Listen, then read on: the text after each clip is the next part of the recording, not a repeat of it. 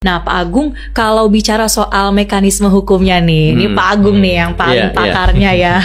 Itu bagaimana Pak untuk peralihan kepemilikan IP? Ya, memang sebenarnya gini, kalau kita lihat bahwa kita tidak bisa pungkiri bahwa yang di dalam IP itu kan ada 3 pilar yang ada di dalam perkembangan IP. Pertama, creativity, protection, dan kemudian commercialization.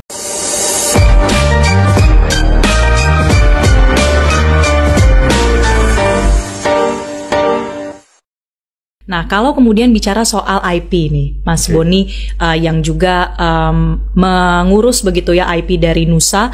Nah, ini bagaimana sebuah IP itu bisa dialihkan, Mas? Mungkin pernah ikut prosesnya itu bagaimana suatu IP bisa dialihkan? Ya, betul. Dan memang pada kasusnya memang Nusa itu memang saat ini sudah dialihkan. Sudah dialihkan ya? Nah, jadi yang tadinya memang kepemilikan ada di kami di Little Giant, sekarang memang sudah dialihkan. Gitu. Jadi itu tadi menariknya adalah mungkin ini salah satu yang orang belum banyak ya secara praktek ataupun secara teori ya bahwa ternyata IP ini bisa dialihkan. Gitu. Jujur waktu itu kita juga karena belum ada studi kasusnya, belum ada contohnya, akhirnya ya kita mungkin bisa dibilang menjadi yang pertama mungkin ya. Mungkin sudah pernah ada dialihkan, cuman yang sifatnya tuh dibeli sama pihak luar mungkin ya, gitu ya. Cuman yang untuk secara kerjasama di dalam negeri ini yang mungkin baru pertama kali gitu. Jadi memang bisa Mbak, dan kita memang ikuti prosesnya dari awal. Semua kita pastikan bahwa proses transisinya ini berjalan lancar gitu. Itu alasannya ketika IP ini dialihkan, sebuah intellectual property dialihkan dari misalnya awalnya punya Mas Boni dan juga di Little Giants. Biasanya karena apa aja, Mas? Sebenarnya banyak faktor ya, banyak faktor.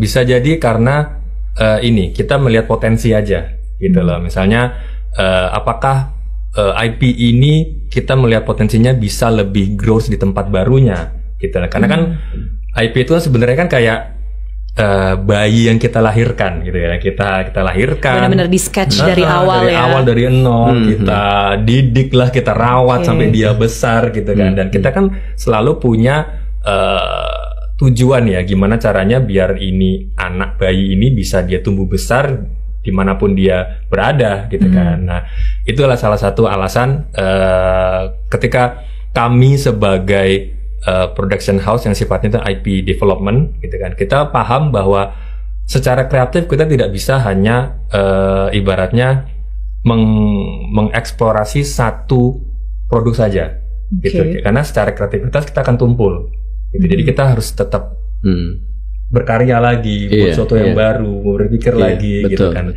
Nah, sedangkan Nusa ini jangan sampai dia terbengkalai dengan adanya anak-anak yang baru yang kita produksi gitu kan. Akhirnya dia harus mendapatkan tempat yang layak untuk dia bisa tumbuh dan berkembang. Gitu. Itu salah satu alasan yang kemarin akhirnya memutuskan untuk dialihkan ya Mas. Betul, ya IP dari Nusa. Nah, Pak Agung, kalau bicara soal mekanisme hukumnya nih, ini Pak Agung nih yang paling pakarnya ya. Itu bagaimana Pak untuk peralihan kepemilikan IP? Ya, memang sebenarnya gini, kalau kita lihat bahwa kita tidak bisa pungkiri bahwa yang di dalam IP itu kan ada 3 pilar yang ada di dalam perkembangan IP. Pertama, creativity, protection, dan kemudian commercialization. Ketika dikomersialkan, dia pasti membutuhkan pihak lain untuk mengkomersialkan. Tadi kan sudah dilakukan kreativitas dan sudah dilindungi karyanya. Dan kemudian ketika komersialisasi, dia akan berhubungan atau berinteraksi dengan pihak lain untuk dapat mengembangkan lebih besar lagi. Nah, itu dimungkinkan. Kalau di dalam karya cipta film animasi ini, ketika dialihkan pada pihak lain, ini sebenarnya yang beralih adalah hak ekonominya, ya, hak untuk mengkomersialkan. Tapi moral right-nya atau hak moralnya tetap ada pada orang yang membuatnya. Gitu. Jadi kalau dalam rezim hak cipta itu ketika ada pengalihan, yang beralih adalah hak ekonominya. Jadi tetap bahwa orang yang mengkomersialkan tadi tidak boleh menghilangkan nama penciptanya. Apalagi kalau mau dijual terus kemudian kontennya dirubah sama dia, harus seizin dengan seizin dari yang membuat. Kalau memang nanti dia akan melakukan pengeditan ya, namanya dari tayangan sekian menit itu akan dipotong menjadi katakanlah 5 detik atau 10 detik, itu juga harus disampaikan kepada si penciptanya gitu ya. Nah, untuk kepentingan komersialisasi, film ini dibikin atau dibuat menjadi berapa bagian. Nah, itu juga hasil itu perjanjian. Nah, itu boleh saja seperti itu. Nah, itu harus jelas di awal harus juga jelas ya, Pak? Di atas. Dan juga harus jelas hitung-hitungannya itu di mana komersialisasinya. Kan ketika ini dikomersialkan, terus kemudian si penciptanya bagaimana pembagian imbalan atau royaltinya seperti apa itu harus diperhitungkan gitu kan. Ya, jadi ini harus jelas perjanjiannya. Jangan sampai nanti perjanjian di awal nilai budgetnya sekian ternyata begitu booming, wah income-nya jadi banyak, nggak sebanding nih. Nah, itu juga sering terjadi konflik ya, sengketa antara pencipta yang dengan pemegang hak ekonominya gitu ya, sering jadi seperti itu konflik. Nah, ini juga perlu dihindari hal seperti itu. Mas Boni tadi cerita bahwa banyak kreator dari Indonesia yang mungkin bekerja sama dengan studio-studio besar, Marvel, Disney dan sebagainya. Nah, itu bagaimana Pak, bahwa hak-hak mereka itu tetap bisa dijaga, dipenuhi sebagai kreatornya IP? Ya itu tadi kalau kita lihat ya, kalau kita bicara film, ini perlindungan hak ciptanya itu banyak ya. Jadi orang menyebutnya bahwa film itu disebut sebagai bundle of right.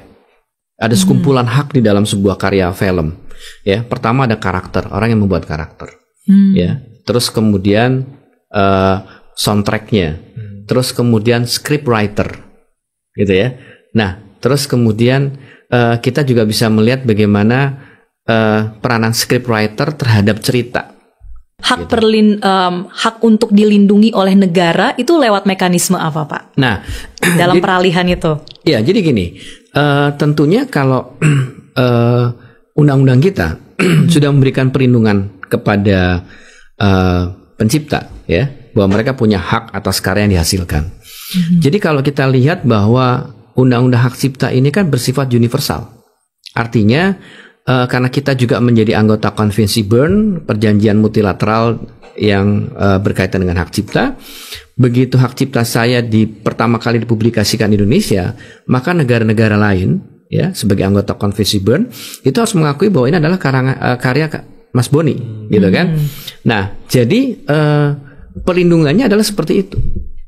Jadi ketika karya ini digunakan oleh pihak lain tanpa izin dari Mas Boni, ketika ada sengketa gitu ya, sengketa Mas Boni masih punya hak untuk menegakkan haknya. Umpamanya, mungkin hak ekonominya sudah dialihkan ke pihak lain, tapi kemudian dia tetap masih punya hak, umpamanya nama Mas Boni dihilangkan di situ, gitu kan? Atau tim kreatornya di dalam kreditnya itu dihilangkan semua, diganti dengan nama yang lain. Nah, ini tetap Mas Boni punya hak untuk dapat menegakkan hak dia. Kenapa kok namanya dia dihilangkan dari film tersebut gitu kan? Nah, kalau kasusnya tuh di luar negeri, Pak, mungkin kan ini akan ada prosedur-prosedur yang berbeda ya, yang harus diikuti, bayar lawyer mungkin di luar juga mahal. Betul. Itu bagaimana kalau kita sengketanya dengan studio di luar negeri, Pak? Iya, sebenarnya gini, secara hak dia punya hak untuk melakukan penegakan haknya, gitu kan? Tapi ya tadi kalau mau menegakkan di negara lain, ya tentunya itu sistem hukum sana yang berlaku. Artinya secara hukum hak ciptanya, secara internasional dia berhak, gitu kan? Tapi kalau bicara bagaimana prosedur penyelesaian sengketanya, setiap negara beda-beda nih. Itu yang membedakan itu saja, gitu kan? Nah, tapi kalau bicara haknya, boleh. Umpamanya dengan jalur mediasi itu mungkin lebih bisa dilakukan daripada jalur di pengadilan kan, gitu ya? Jalur mediasi, kemudian melakukan pertemuan untuk bisa menyelesaikan sengketa, dialog seperti itu, gitu ya. Kalau dari Kementerian Hukum sendiri, ini bisa satu hal yang bisa dikonsultasikan sebetulnya ya, Pak ya. Betul. Sangat bisa ketemu sama Pak Agung nih nanti di sini. Nah sebelum kita beralih, Pak Agung dan Mas Boni, ini kita mengadakan polling. Kita tunjukkan ya, pertanyaannya ini adalah lebih suka film animasi mana? pilihannya ada lokal atau Indonesia, terus kedua luar negeri atau dua-duanya. Nah, ini hasilnya sebenarnya lumayan imbang ya. Iya. Mungkin thanks to Nusa juga Mas Boni ya, sehingga banyak kemudian yang respect dan juga menyukai film-film animasi dari lokal atau Indonesia.